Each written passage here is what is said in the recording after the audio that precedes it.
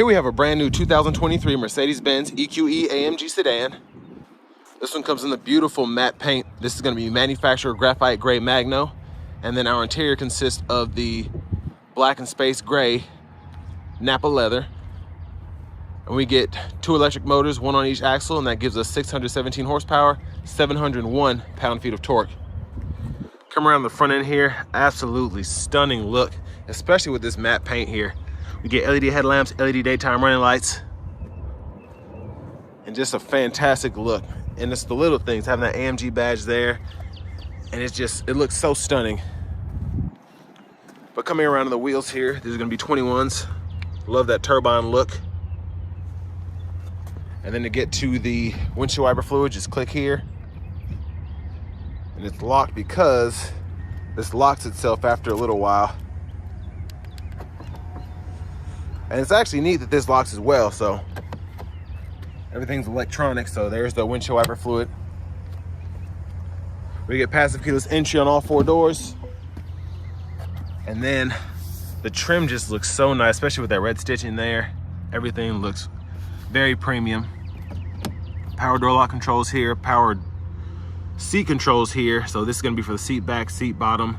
You also get little thigh support there. And then this is for the headrest. And then 3-stage heated cooled seats, memory seat functions. And then we get 1-touch automatic up and down windows on all 4 doors. Rear window lock is here. Power folding mirrors with blind spot monitors in them. And then the power mirrors, you pick a side and then you use this to control. And we also get the Burmeister sound system. And then we have a power boot as well. So I'll pop that from the back, but you can open and shut it from up here as well. And then our headlamp controls, electronic parking brake, pull up to engage, hit the brake, press down to disengage. Power tilt and telescoping steering wheel. And there's that driver's seat. Love that look and just how comfortable these seats are, especially for how fast you're gonna be going in these. But I have that seat up front adjusted for someone of my size, being 6'3" with longer legs. So let's take a look at the rear leg room.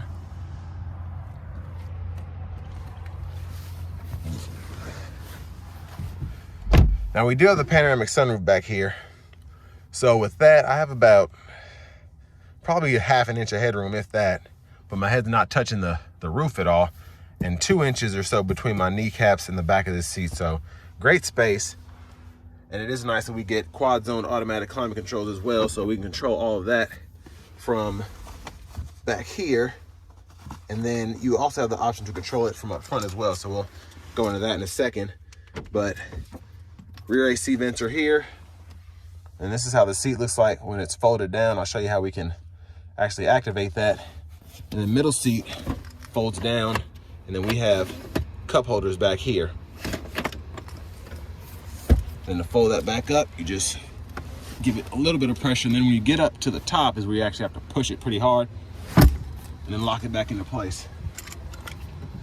And we could probably hang a hook or so right here if you have to hang a shirt up. Let's make our way to the back. But I can't say enough about this styling, especially with this matte paint. Love that graphite gray. And then we can just push this up here, pops the boot. Decent sized space in the trunk. Of course, there's no EQS in terms of storage and space, but then we do have a little storage here for the tire inflator kit, if you ever need that. Like we have a little netted pocket here for stuff you want in the back but don't want to slide around. And then check this out. What's neat is you actually have the buttons to fold the seats down on the actual trunk. And then same thing with closing it as well. All power. And I actually like the EQE styling better in terms of the rear. Like that spoiler looks fantastic. Just a super cool look. And then here we have our charge port. So that's if you have a 220 or 110, and then you have the DC fast charge port there. And then with DC fast charging, you can get up to 170 kilowatts in terms of charging speed. And then coming around here, there's that front passenger seat. And there are all the controls there. You also get heated cooled seats up front, or for the front passenger, excuse me, and then same power adjustability as well. And then checking out the glove compartment, hit that button. Decent sized storage in there, very nice. And then we do have the area underneath the screen and such there if you want to hide a handbag. 2 USB-C charge ports.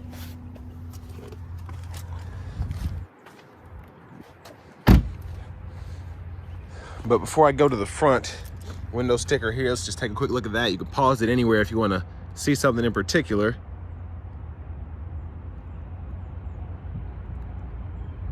And a huge shout out to Mercedes-Benz of Music City for allowing me to review this car today. I'll leave a link below to it as well as their entire inventory in the description.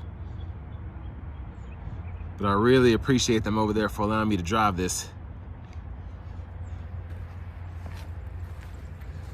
And it's crazy doing this with the car so quiet. I'm in a quiet area because the car's not running and it's just silent. Let's go ahead and hop in here. So let's start it up. Now this leather wrap steering wheel is it feels so nice, and it looks incredible. It really does. But over to the radio, we do get this 12.3-inch screen here. And then we have our shortcut here for basically traveling. So charging stations, if you need to find parking spaces, previous destinations, all of that. And then within that, check out your range, battery life, consumption, and you can see all of that. And then you have the settings for that too. All of that's in there. Now going back to the actual nav screen here, if you want to use that, pretty easy to use. You start typing in directions, it'll pull up suggestions. So type in SeaWorld, it'll pull that up.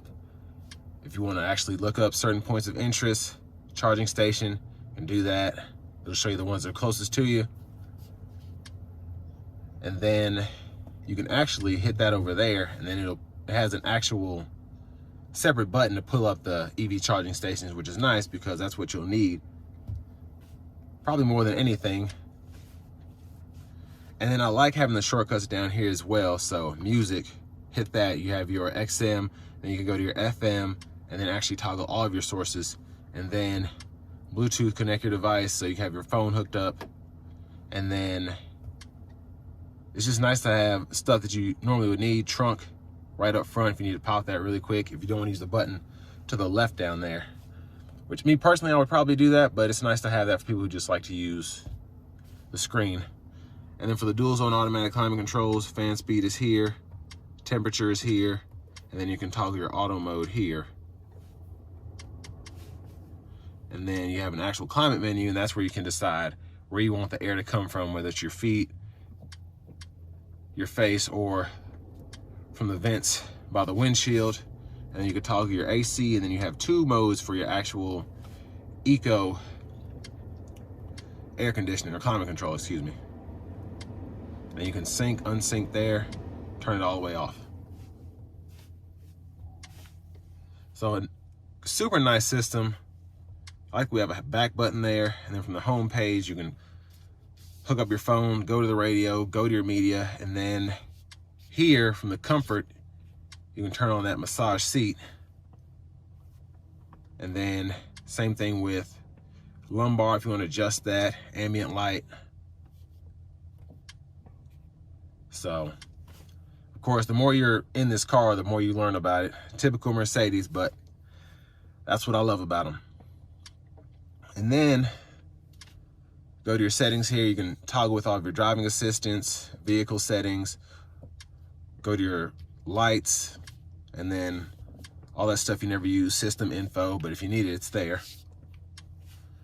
And then my favorite thing is the AMG performance. So you can actually go in here and really see what's going on here. I'm gonna leave that up during the test drive, but it'll show you camber, all of that as you turn the wheels. And then what's really neat is, especially because you have the rear axle steering, it'll show you how tight you can actually get with that. And it's just so, so neat.